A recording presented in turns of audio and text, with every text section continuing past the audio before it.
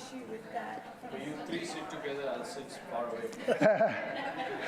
You three are on time.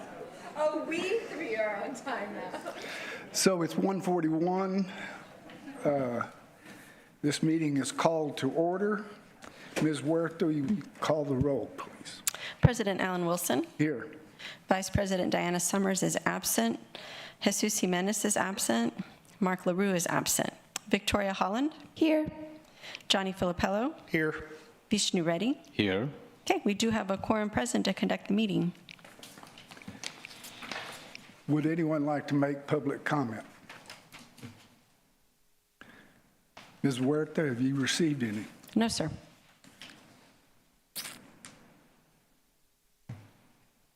Are there any corrections to the minutes? If there are none, I'll entertain the motion to approve the meeting minutes. So moved. Is there a second? Second. All in favor say aye. Aye. Any opposed? Motion carries. Staff financial report.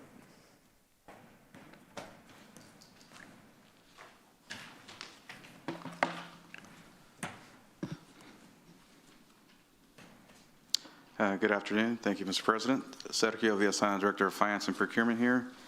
Included in your agenda packet are the unaudited financial statements for the month ending April 30th, 2025. I do have a brief presentation on budget to actuals here for you.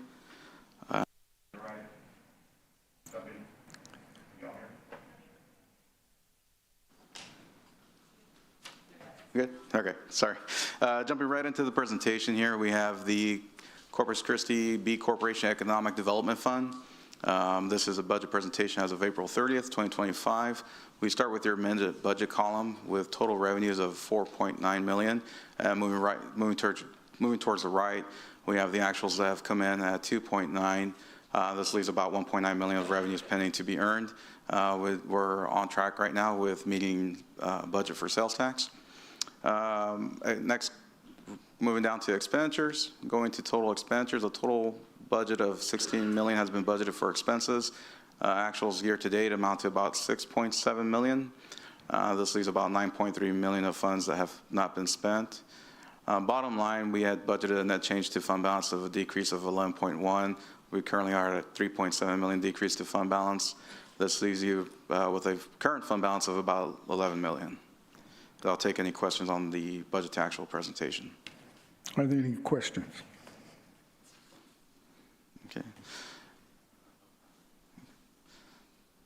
Okay, next slide over, we have the 5-year forecast of funds available for commitments. We start here with the first row with fiscal year 2026. We start with your beginning fund balance that we anticipate of 5.5 million. We have estimated annual revenues. We keep those flat for conservative purposes at 4.9 million. We do have some commitments committed, I guess future incentives committed, sorry, of about 2.7 million in 2026, and we're estimating about 400,000 a year moving from 27 to 2030. Administration and other expenditures amount to about 758,000 per year. We anticipate to have a balance available for commitments of about 21.9 million. Next slide over is a schedule of commitments. Overall, we have about 6.1 committed from fiscal year 2025 to fiscal year 2030. And here, just to highlight a couple, we have a 1.8 commitment to Next Sports Company, $1 million commitment to South Texas Military Housing, $2 million commitment to Hilton Homewood Suites Hotel. And here we have a forecast out of the administrative cost for this fund. We have a total of about 4.1 committed from fiscal year 25 to fiscal year 2030, with about 346,000 annually to CCREDC, about 114,000 committed annually to the general fund, and about $298,000 committed for operating expenditures of the Economic Development Fund. Next fund over, we have the Housing Fund. Here we have a total budget of revenues of 747,000. Year-to-date actuals, revenues have come in at 758,000. We have about, we're actually over budget on earnings of 11,644. Next, we have total expenditures budgeted at 2.7 million. A total of $34,000 has been spent. This leaves about 2.7 million pending to be spent. Overall, we anticipate the ending fund balance on a budget basis to be at $915,000. We are currently at 3.6 million, or as of April, we were 3.6 million.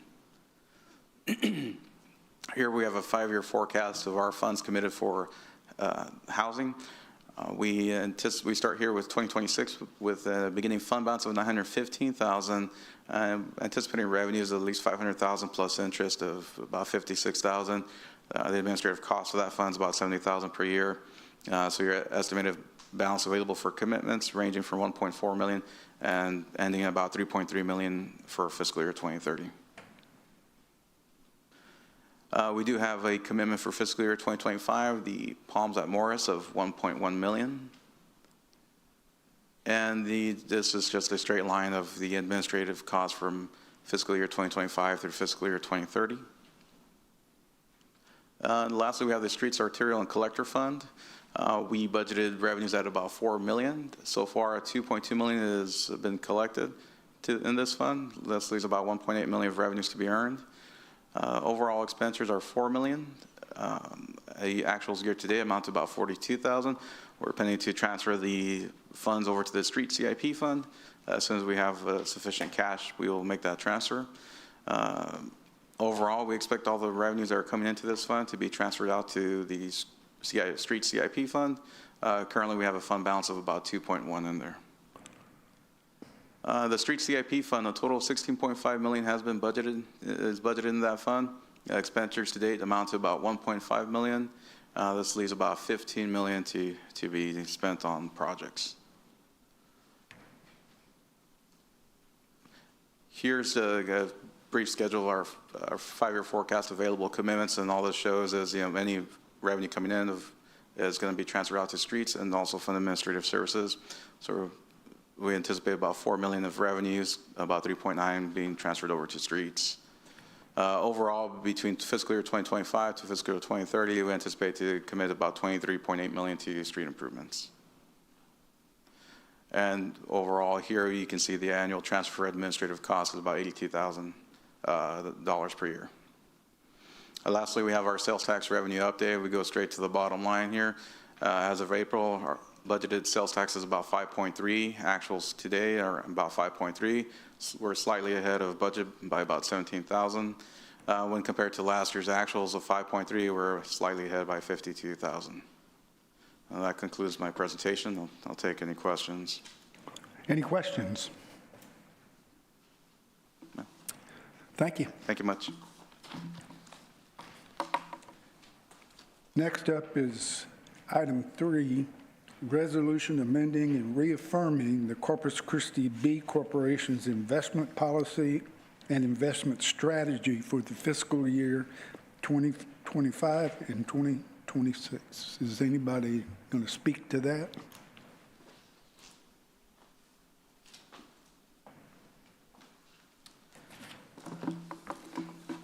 Yes, annually we bring the investment policy for the board review. We do this for every entity that we handle investments for. There are no significant changes to the policy here. Just some cleanup as far as the dates, and those are marked up within the policy itself. Our policy does comply with the Public Funds Investment Act, and currently there are no changes to it. I can take any questions regarding to it. But Nothing substantive? no, sir. No, sir. There's no major changes in the legislations this year. Anybody have any questions? I'll entertain a motion to approve the resolution. I'll make a motion. I'll second. There's a motion and a second. Any further discussion? All those in favor say aye. Aye. Opposed? Next up is motion to approve the Corpus Christi B Corporation's fiscal year 2025 and 2026 operating budget for economic development, housing, and streets. Good afternoon. Thank you, Board. My name is Amy Cowley. I'm the Director of Management and Budget. And this will be the second time that you review the FY26 proposed budget for the Type B funds. And we will be looking for your approval on this budget today. Just a quick note, there were two corrections to the numbers that you have in your packet. You'll see those reflected on this presentation. The first Type B fund that we'll review is our Economic Development Fund. So all of our slides, for the most part, are laid out in this format. Just a reminder, we start with our FY24 audited actuals. That gives us a solid foundation for how we began this fiscal year. And then we estimate, at this point in the year, we estimate where we'll end up for this current fiscal year, which is that fourth numerical column, FY25 estimate. That is our starting point as we plan for the next fiscal year, FY26. So for FY26, we do expect to begin the fiscal year with just over $7 million in fund balance, and then we're budgeting to collect $4.8 million in revenue and spend right at $8 million, just under $8 million in expenses. That would leave us with the $4 million fund balance. For our revenues, as you know, it's 50% of 1/8 cent sales tax. That's 4.6 million, and then we do have about 200,000 in interest income planned. For our expenses, you can see that broken out by program. Our economic development expense of $346,000, major business incentive projects of $2.75 million, small business projects $1.2 million, administration $10,000, transfer to general fund of $115,000, and then transfer to CIP of just under $3.6 million for a total of $7,985,711. This is how our major business incentive proposed budget is broken out. We have Next Sports, we have the South Texas Military Housing and Hilton Homewood Suites, which makes up the $2,750,000 in the proposed budget.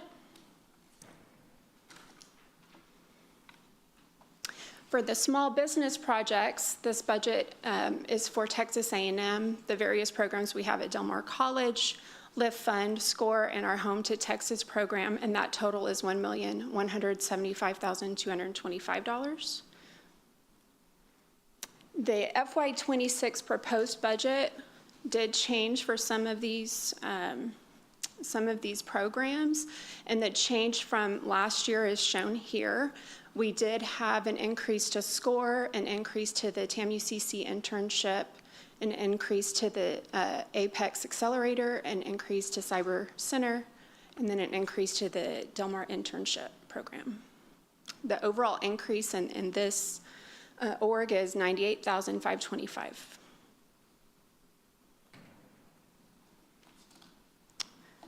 For Type B incentives, this is where we're at estimated for FY25 with no proposed budget in FY26. We are proposing to transfer $3,588,000 to the CIP program for Harbor Playhouse projects. We have Harbor Playhouse improvements of $2.2 million, and then the HVAC system of $1.3 million. We did transfer already some funding to these projects in the CIP. The overall total project cost would be $4.9 million with this transfer. Now I'll move on to our Type B Housing Fund. So for FY26, we'll be beginning the fiscal year with just under $2.5 million in fund balance. Our revenues, $563,000, and then expenses of $70,000. And for this fund, we transfer the first $500,000 from that other half of the 1/8 sales tax. And then we do have some interest income in that proposed budget for a total of $563,830. On the expense side, we are budgeting $10,000 for administration and $60,000 for transfer to the general fund. For our affordable housing program, our project is included in FY25 for Palms at Morris at $1.1 million. Now I'll move on to our Type B Streets Fund. We will begin the year with roughly $87,000 in fund balance. That's primarily because we are collecting a little bit more in sales tax than we had originally budgeted. But as you know, in this fund, we transfer the full amount to the streets CIP program. So here you'll see the remainder of that 50% of the 1/8 cent sales tax, roughly $4 million in sales tax, and then interest income of $31,000. On the expense side, we have our administration budget, the transfer to general fund, and then the remainder being transferred to the street CIP program. Now we're going to review our new Type B fund. So this would be the new Type B facilities fund. This collection begins October 1, and it's 50% of that 1/8 cent sales tax. So we are currently projecting to collect $4,576,000 in sales tax, and then a small amount on interest. And we just have the administration budgeted here currently. Then we have the new Type B Streets Fund. We're projecting the same budget on this fund. It's the same, it's 50% of the 1/8 cent sales tax, and then $5,000 for administration. And then we have the new Type B Seawall and Citywide Flood Control Fund. This collection will begin April 1st of 2026, and the full 1/8 cent goes to this fund. And because it is only 6 months of the year, that budget is about $4.5 million as well. That concludes the budget presentation. I'll stand by for any questions. Any questions?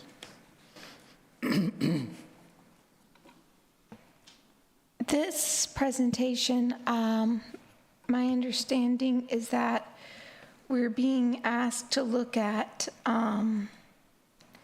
changes to the budget for many of the small business organizations that we support today. And these seem to be already reflected within this budget, if I'm looking at it correctly. That is correct. So, but we have not voted on those items yet. Correct. So are you asking us to approve this budget prior to approving those items? If you approve the increase to these organizations, you can approve the budget as is. If you choose not to approve the increase, we would adjust down that budget for your approval. Okay. So my question is would it be appropriate for us to vote on approving this budget at current time, or should we vote on this budget after reviewing the changes that we'll be voting on today? I think it's appropriate to vote to approve the budget. So this is the recommended budget. Now, the contracts still need to come forward for approval, and at that point, that is something that if the board does not support the increase in that contract at that point in time, that can be discussed. What historically we have done is go ahead and include it in the budget, and then, like I said, when those contracts come forward for renewal, at that point in time, we can talk about the level of funding. Okay. And so there's no conflict if, for instance, we approve a budget that is non-reflective of the way that this board votes, may or may not vote in the future on some of these projects? We can amend. Okay. All right. If you approve the budget as is today, we have the ability to approve the contracts up to that amount or a lesser amount. We wouldn't have to amend the budget if you approve the contracts at a lesser amount. It would result in savings to the fund. Okay, my question is largely procedural. I just want to make sure that we're taking the correct steps and the correct timing. Yes, ma'am. Thank you. Any other questions? I'd entertain a motion to approve the budget as presented. Motion to approve. Is there a second? Second. Any further discussion? All those in favor say aye. Aye. Opposed? Thank you. Thank you. And Chairman, I did want to note, so on the new Type B, the new authorizations, we'll be bringing forward a lot more discussion on that. We're still working through the details on that, and we'll be bringing that forward for discussion on the proposed projects, on the proposed timing, all those details. Yeah. Thank you. Sure. So the next item on the agenda, item 5, is public hearing and motion authorizing a business incentive grant agreement with Padre Island North LLC. Since I have recused myself from that conversation, that drops us below our quorum amount. And it's my understanding, Ms. Bazan, that we need to take no action on this and come back when we have a quorum. That would be correct. Everybody understand? Just a comment, I think, we've talked about this earlier, but as fast as we can get a quorum together, I think it's imperative Yeah. that we try to keep this business transaction moving forward. So to echo Johnny's point, the chairman was going to call for a special committee if we need to for this. Yeah. I'm going to work with staff and with the board members to see if we can get a special call meeting very soon where we just take action on this one item. Yeah. That all? Would like to communicate to the business entity that that the interests will be protected and we will move as fast as we can. We'll go as fast as we can.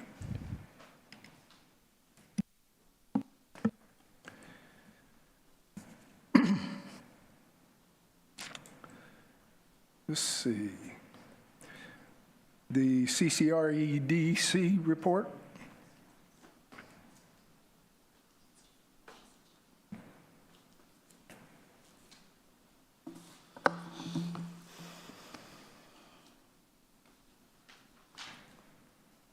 Good afternoon, Board Chair, President Alan Wilson, and board members. My name is Randy Almaguer, Compliance Officer with the CCREDC. So yes, this item before you is a briefing, quarterly report that we present every quarter. So what we have here is all the agreements you have in place, from large business contracts, agreements to your smaller ones. It's about 13 slides. So here we have Next Sports. You did approve this amendment, a third amendment, and we included some compliance components to help push them along by the end of the year. They did submit their expenditure report in a timely manner up to through the April 30th date. And I did have an opportunity to go out there, talk to Dr. Kingsley.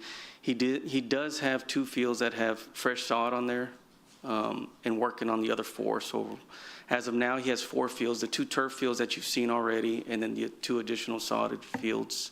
Does he have water? He has water, he has a well, he has a generator, he was having power issues.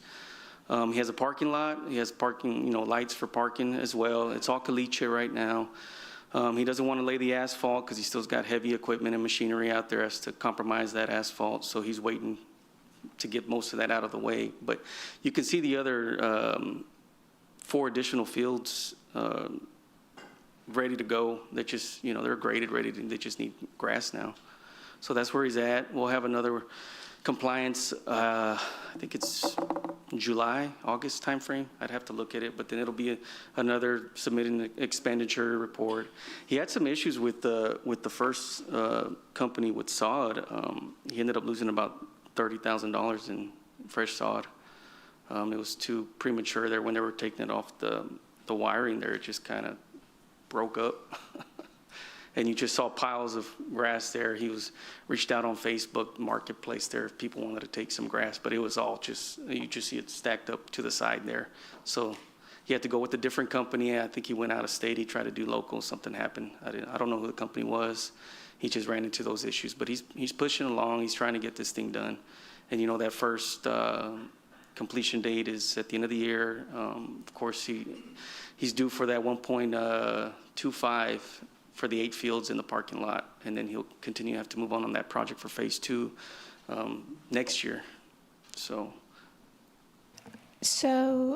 if I understand correctly, the sod arrived prematurely for the water? For the fields. So as they were laying it, it was just breaking up. and they were having to leave the wire, but you can't have the wire if you're going to be running on the field, soccer and all that. You get caught up in that. So the issue was with the execution, or the issue was with the company? They gave him bad sod, essentially. So oh my goodness. Yeah, he had to let them go with a completely different company, and from what he was saying, out of town company, and they came in, and as we were talking, I was there for about 15-20 minutes. The new company was there laying the new sod, and they were moving pretty quickly, so you could tell this was completely different. He's like, this is completely different from what I just saw last week. So that was good news there, but he's moving along. Okay, awesome.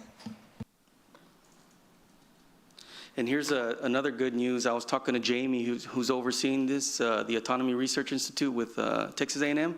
So the board had amended their construction completion date to June 30th of this month. And as you see on there, they finished in May at the end of the month, and then they got their C of O. She sent it over, right? So they're good to go. She reached out to me wanting to get with the board members for an August tour. I can see if I can get on your schedule for that, get some dates. Heather, if your team as well, get out there. Everyone, worked on this project together, getting this pushed through. So, we can do that. And I'll probably next month, I'll start reaching out on times and dates, see when y'all are available or who's available. Homewood Suites is another one that we, briefed on. We took this amendment, gave tours, gave timeline on what was going on. Developers fully committed to trying to get this done before the end of the year. He's really trying to push this for November timeline. As you see the amendments at the end of March of next year, just in case any other issues happen, but he's fully committed. He wants to get this done before the calendar year turns over. Have there been any further issues on? Minor. I talked to him a couple weeks ago. I said, you got anything? I didn't want to do another time lapse. That was going to be about a 10-minute time lapse. I said, I need to stop those, so I'll just give it a verbal. So yeah, just minor things here and there, but he's moving along. He's doing sheet rock right now, so that's where they're at. Thank you. Yes, ma'am. And then here's the latest one, the Enhanced Skills Training Program. This was the one for the high demand careers. They just started submitting invoices for those equipment, for those programs. For the 5 training programs, the first 3 line items, they started submitting invoices for. So talking to Matthew Busby, who's overseeing this project for Jomar, he hopes to fully expend the grant amount before the new fiscal year for the city, which is October. So he plans to have that fully committed. Again, it's a 2-year agreement. So I'll bring another update at the next quarter. And then the Sinatra quarters, again, the last time we talked, all the funding has been secured. The United Chambers holds funding for, I believe, the city of Kingsville and Clayburgh County. The port has their money, city has the money. They had a ceremonial groundbreaking, and talking to the representative for South Texas Military Task Force, military housing, they're projecting the 3rd or 4th quarter to break ground. Officially, there's just a few other things need to be signed on the Navy side, kind of thing. So, but as soon as I get more information, the next quarter, I'll provide that, or through an email, just to give you all a heads up on what's going on. So here we go into the small business programs. As you just saw the budget, we do appreciate that. Again, I'll be providing those briefings on what that amount looks like, what the agreements look like, because we'll bring 8 small business agreements next month. We'll also be bringing testimonials to y'all in public comment. I've got the partners here, and we plan to bring people to talk about these programs and the impact it does have to small businesses. There's real impact, and you'll get to hear those. So excited to bring that. Everyone's ready to come full force and in full support of these programs and the dollar amounts associated to each. As you saw, Live Fund had a $200K request. We went back, talked. Laura's been real great, and saw that, okay, let's bring it back down. And that's as you saw the $75K request. We couldn't quantify a $200K request, so that's where we dropped on that one. That significant drop you saw in there. So you have SCORE. This is just the numbers, just to give you all a heads up what's going on, where they're at. This is a fiscal year with SCORE. SCORE and Lift Fund, these first two slides you'll see are our fiscal year agreements. They expire at the end of September. So moving along just fine if you want to look at the numbers there. I have a question on that one. It looks like we are clipping right along through the grant funding, Yes. and so, which is encouraging that it's being utilized. And we're looking at, you know, the certified mentors. Could we get some more information on some of the qualifications and everything behind those certified mentors? It really makes just such a great story. Yes. That we have, you know, professionals out there in the community, and we're providing this service to help others. And so it'd be good to be able to quantify what type of professional experience we're providing. Yes, ma'am, I can do that. I'll bring it in an email, and then I'll come back next meeting as well, talk about it. Thank you. And here's Lift Fund. As you see, they got about $83,000 remaining in that grant. As you know, they're coming, again, we'll be here for the next fiscal at $75K request. You see 6 small businesses, loans ranging from $10,000 to $52,000. And this one, again, expires in September 30th of this year. These next 2 slides are the internship programs.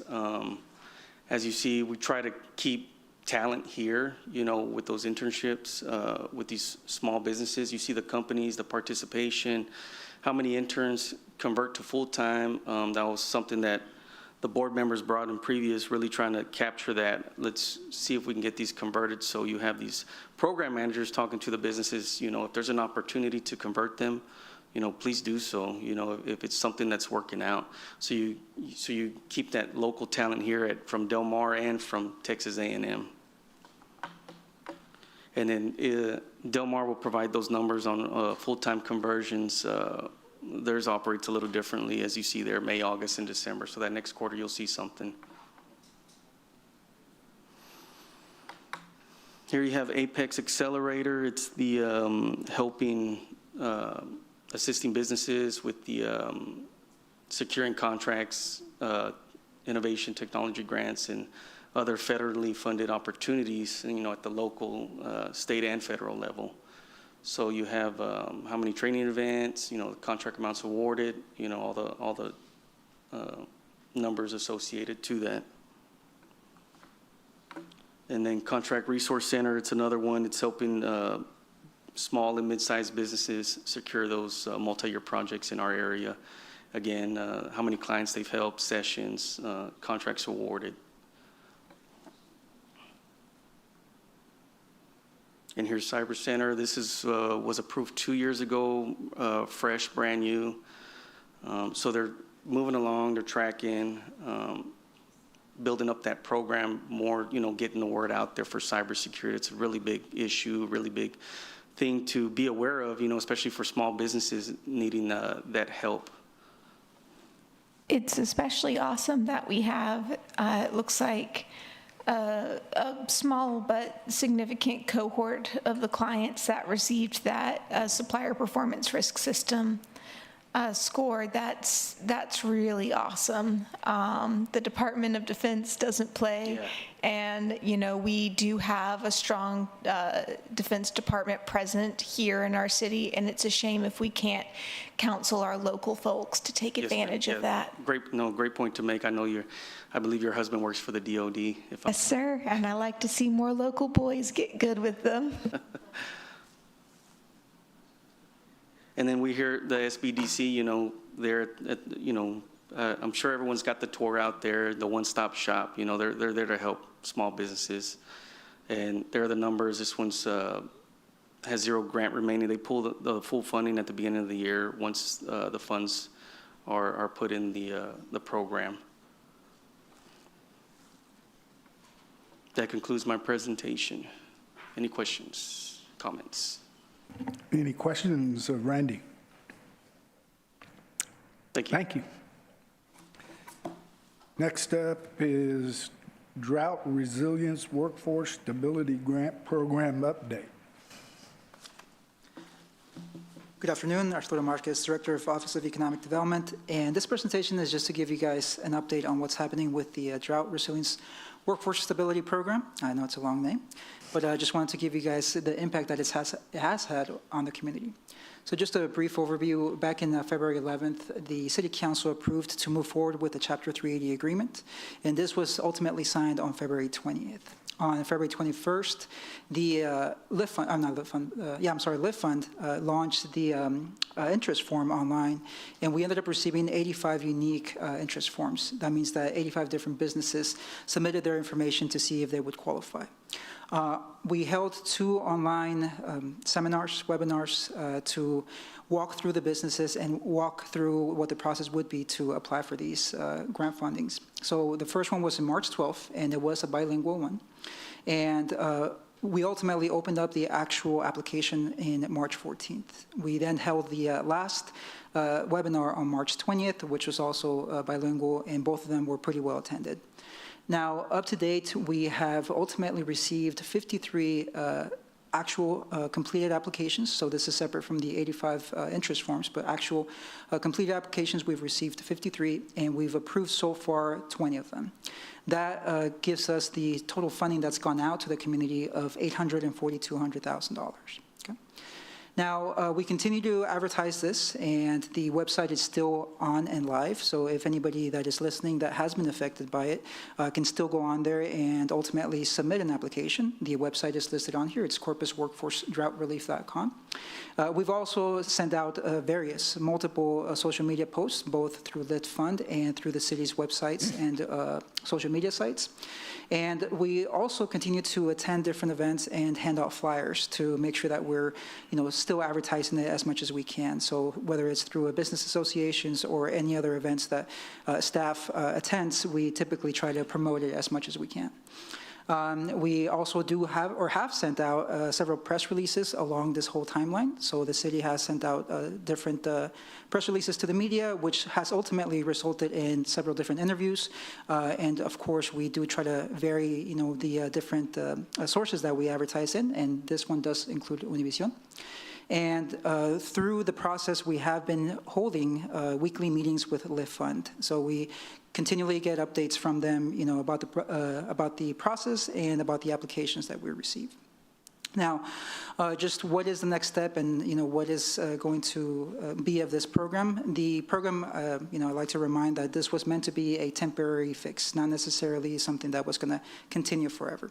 So it was a temporary fix, but we are ready to present to City Council or anybody else to address any of the net billings concerns that we've run into. Some of them just include the businesses not necessarily meeting that required 20%, but again, we are ready and willing to see how we can fix this. And as I mentioned, we do continue to market this program through the different methods that I've mentioned, social media, meetings, and so forth. The way that the Chapter 380 agreement is signed is that we are to receive the final report from LIFT Fund on July 31st. And right now, the way that it seems that any unused funds would essentially go back to the city if these remained unused. So I do want to point out a couple of testimonies. I just want to read them out loud real quick. But of course, like I said, we have ultimately funded 20 different businesses, but some of the testimonies do include ones from Herbert Irrigation, EMJ Services, and CC Lawn Pros. Herbert did say, we were shut down completely. We are now investing in mobile watering equipment and are expanding into xeriscaping, which goes to show that the fundings were not necessarily just to maintain or keep the current workforce, but also to diversify and think of long-term solutions for the drought. EMJ mentioned that the money from LIFT Fund will be used to keep employees by using funds for payroll and recover from lost revenue by using funds for operating costs. As I mentioned, one of the primary goals with this is to make sure that the workforce through these different businesses remained as such. And then lastly, from CC Law and Pros, they said, we have lost 2 days of services at each of the colleges, which has directly affected our manpower and revenue. With this grant, we plan on training additional crews, buying equipment, and marketing artificial turf. Again, it wasn't just, the private sector, but also, with the drought restrictions, even the nonprofit and some of our agency partners were affected, which ultimately resulted into a negative effect on the private sector. And the use of these funds, again, is being used to diversify their services and market other services or products that they currently have. So those are some of the benefits that we've seen. Like I said, we continue to have this open. If anybody's listening that would like to have more information or simply see if they will qualify, I do ask that they give us a call, or either way, just go ahead and visit the website corpusworkforcedroughtrelief.com. And with that, I leave it up for any questions. Any questions for Arturo? Actually, a compliment. Good job. Thank you. So it was much needed help. I think it was very well executed. So very good. I'm sure the rain guards have blessed us for that purpose. It's a good. Keep it up. Thank you. Good job. I have quite a few questions, if that's okay. Yeah. First, I would like to say it's encouraging that, we had a robust initial response. Obviously, you expect that to get whittled down, but I would like to ask, what have you seen be the biggest barrier to organizations or individuals applying to this grant? We had 53 apply. We've approved 20. What would you say are some of the biggest barriers to approval? Yeah, definitely meeting that 20% reduction has been obviously the biggest one. We did, from the interest forms, we did receive a lot of interest, not a lot, but definitely diversified interest from companies that were not necessarily immediately impacted by the water restrictions. So that number is a little bit not necessarily reflective of, assisting the ones that we did want to assist, like, the lawn cares and all that stuff. So there were some companies in there that, were not necessarily directly affected by it. So it just kind of skews the number a little bit. But the biggest factor is that meeting that 20% reduction in revenue. A savvy businessman will seek funding wherever he can get it. So we have to make sure that we protect the industries that we're trying to retain jobs and protect at this time. Another question, though, on that line. Do you have any figures on specific industries? We approved this for, I believe, a handful of industries that were identified as potentially being directly affected by the drought. Do you have rough percentage figures on industries supported by this grant thus far? We do have those numbers. I don't have them on me, but I can definitely share those with you. Thank you. I would like those. And if we could, I know you're going to come back and report on this the next time that you do. It'd be really great, just for the sake of public meeting, if we're able to share that with the community. Sure. I'd really appreciate that. Of course. And then my other sort of last question is, and this may not be fair, I apologize, but do you have lessons learned from this rollout, how we maybe could have even highlighted this more in the community? I definitely know that there were more people, more individuals, more jobs affected in this than we were able, sadly, to save. And some of that does have to do with our limited scope and reach in terms of educating the community about what the city is doing. Are there other lessons learned that we could take into account for projects that may be similar in the future? Yeah, definitely. I think each one of these situations is different than the next or the last, right? A lot of the structure that we utilized this time around had a lot to do with how COVID was presented and essentially just, not necessarily attacked, but rather solved, right? We definitely have a few things that we can definitely perfect. And if anything, one of the things that we want to, as a department, focus on is anything like this, any retention efforts that we can do. So there are some lessons learned as far as, the type of marketing or the quickness of the marketing that we do, the type of reach, and of course, the overall structure. And all of those we take into consideration as we, close out this program, and hopefully it doesn't happen again, and we implement those responses. So, thank you, Arturo. Sure. Very much appreciate you organizing this from the get-go. Sure. Yep. Victoria, I thought you said you had a lot of questions, several questions. Only 3. Well, he had very good answers. Very good. If he didn't have very good answers, I had a lot of There follow-ups. are some businesses that personally I came to know that applied, and the criteria you all used was quite stringent and was very well organized. At least to my personal experience, it was very well executed. So, Thanks. so whatever lessons you have learned, I think keep learning them. Yeah. Hopefully, we won't have this situation again. So. If I may, I always like to use, the spotlight to try to, give the efforts to the staff that's working it. So if anything, I want to highlight William Cox for, being so involved in this program. So if anything, thank you, and I'll share that message with staff. So. I just have one other question, which you may not have these numbers in front of you right now, but it would be good to have during the final one. Sure. It'd be good to have sort of an idea of total number of jobs that were, Retained. Exactly. Yeah, correct. Yeah, I don't have them with me, but yeah, that is something, that's one of the metrics that we ultimately look into. Yes. Wonderful, thank you. And just before, this is slightly off kilter, but I said earlier I want to see more boys with the DoD at girls too, especially in fields like cybersecurity. I think there's a lot of space for awesome women who want to take advantage of the area we live and their own skills. Thank you. I'm glad you clarified. I took note of what you said originally. Okay, thank you, Arturo. Mrs. Hurlbert, do you have anything to report? I do not. Thank you, though. Therefore, being no further business, the meeting is adjourned, and we'll start type A in about 10 minutes, 5 or 10.